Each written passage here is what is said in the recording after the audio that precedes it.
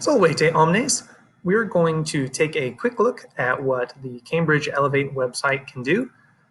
This is assuming that if you are new or if you're needing to create a new account, you've already gone through this whole I am a student process, you've gotten your book code and done all of that. So I'm going to go ahead and click log in. When you are a brand new student, you'll start at the, first stage. You'll land here, and once you've registered, you'll have this book. You will click on it. Don't worry about the Latin 3 code at the bottom just yet. And once it's loaded up, we will see that you've got contents. And we're going to actually just take a look at stage 2. All of the stages in this textbook, whether you're in Latin 1, 2, or 3, are set up fundamentally the same way. So at the very top, we've got a description of what's going on in the stage. This first tab, you will almost never click unless I ask you to do some additional research on a topic. It has just a list of various websites that go into some more detail than our textbook does. So if you're wanting to know more or being asked to look up more, this is a decent place to go, but I'll rarely ask you to go there. The main place you're going to go most of the time is right here into the Stage 2 webbook. And we'll come back to this at a later point, but just so you know, the stages are all set up the same as well. The first page is always picture. There's some sentences, some stories, some practicing the language. When I give you assignments in practicing the language, I'll always give you the stage number first and then the number up here second. So for example, if I ask you to do practicing the language 2.1, I'm talking about this assignment right here because we're in stage 2 and that's activity 1. Then there'll be some cultural information followed by a vocabulary checklist. When I give you a vocabulary quiz, it always covers the stuff in the vocabulary checklist for that stage. Going back over here, the Stage 2 offline web book is pretty much the exact same thing. The only difference is if I click this, it will open up a interactive document that pretty much, like I said, it's the same thing as what we just looked at, except if I turned off my internet right now and I tried to click next page, it would show a did not load. This essentially is for if you are going to be offline and you still need access to the webbook, but you'll rarely ever use that, especially considering we're doing all online stuff. Then scrolling down, we've got the stories. The various stories in each stage will be listed here with an Explore the Story button. If you click it, it pulls up the story. Up here is a variety of tools you can use. You can actually listen to somebody read the story aloud. You can get a list of questions that help you understand the story. Then there are derivatives from various languages, English, French, and Spanish in particular, that come from the Latin word you click on. The one that students use the most is the read button. And if I click on a word, you can see my tool's blocking the way a little bit, but you can see down here, it gives me the meaning of that word. If I click float, it will actually give me the meaning of the word. I will go ahead and warn you now that as we go along in later stages, in fact, let me go ahead, just for the sake of example, let me pull up a story from a later stage so you can see what that looks like. As we go along, the words it will give you are going to have grammatical information as well as a basic definition. I would advise you not to do this action in the left to right shuffle, simply because at the very beginning, the stories are really simple because you're just learning how to read. But as you continue on in Latin, that will get more and more difficult to do. It's a great tool for when you're feeling stuck, but it's not the main route you should be using to understand what we're going for.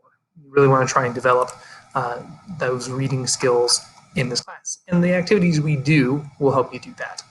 So back here in stage 2, I then have language activities. The test your vocabulary section is really helpful. It can give you a bunch of options for how you want to study your vocabulary. You can even click this review button and it will show you all the vocabulary that you've got your setup for. You can study in a particular stage or up to a particular stage. So for example, up to stage 2 gives me all of stages 1 and 2 vocabulary. I can choose whether I want to do all the new words or just the words that are on the checklist. You can time yourself both on the entire quiz and on each individual word. You can choose up to 500 words. I would not necessarily advise you doing that, but if you're feeling particularly inspired to practice your vocab, that's a thing you can do.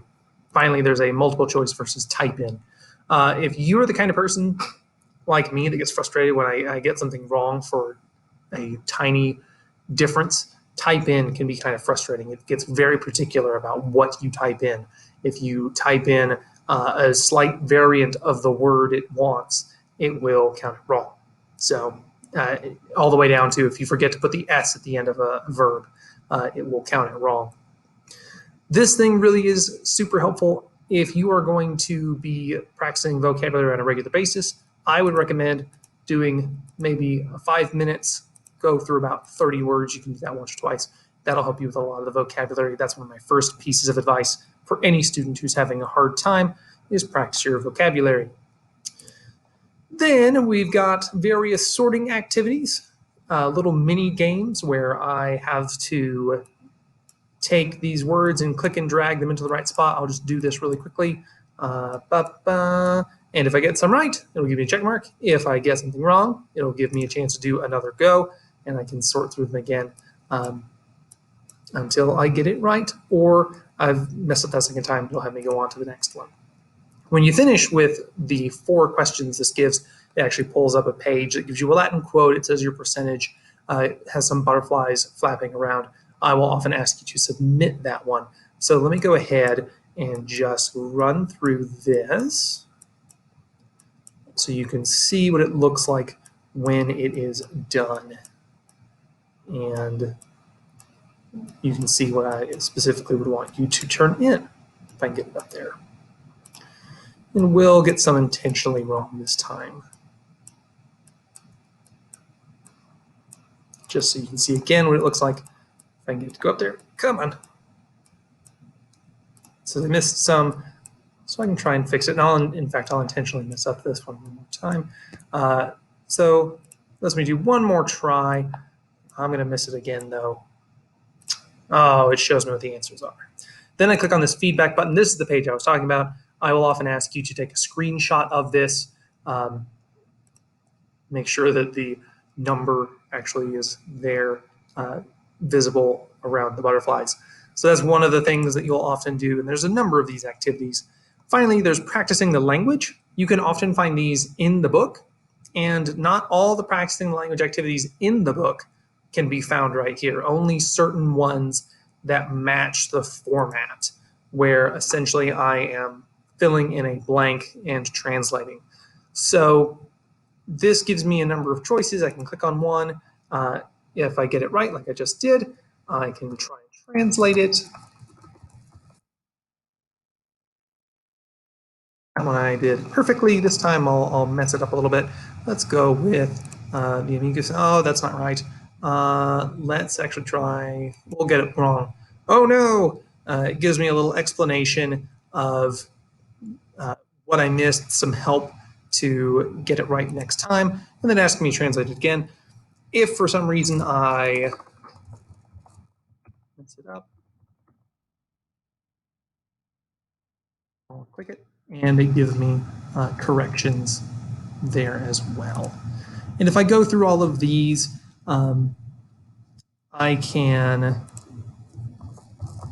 get, I'll show you this as well. Perfect. Kerberos, we'll go with that one.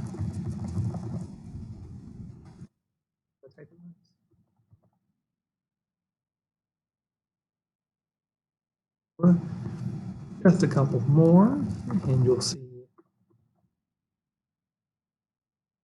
it looks like. All right, last one. We'll go with this one.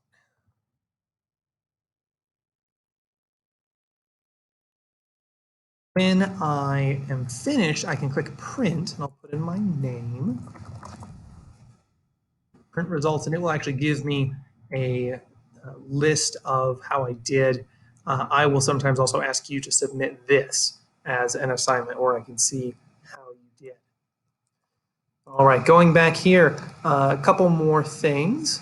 There is the dictionary, which is very helpful, especially at the beginning level. It will tell you how to say the word, and it will also give me all the forms that I'll see up to the end of the book we're on.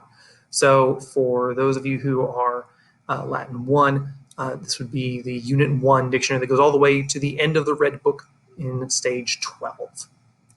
Then finally, there's videos. I will sometimes ask you to watch these. I'll give you the title, and it's always down here at the bottom. They're usually quite short. Often they are little history explaining videos that tell you more about the topic. So for example, what the Romans were, I think is fairly self-explanatory. Sometimes they also have performances of the particular story that we're looking at, and I'll sometimes ask you to take a look at those. When you're ready to go to the next stage, all you've got to do is click that next button right here, or you can go over here into contents and click Negotium, and it will take you to the next place. Units 2, 3, and 4 are just the next stages of the book. Generally, Unit 1 and 2 are covered in Latin 1. Unit 3 is the entirety of Latin 2, and Unit 4 is the entirety of Latin 3. And that is about it. And anytime you have questions or concerns or can't seem to find something in the digital textbook, you can always just reach out to me and I will help you as best I can. And that's it. Valete omnes.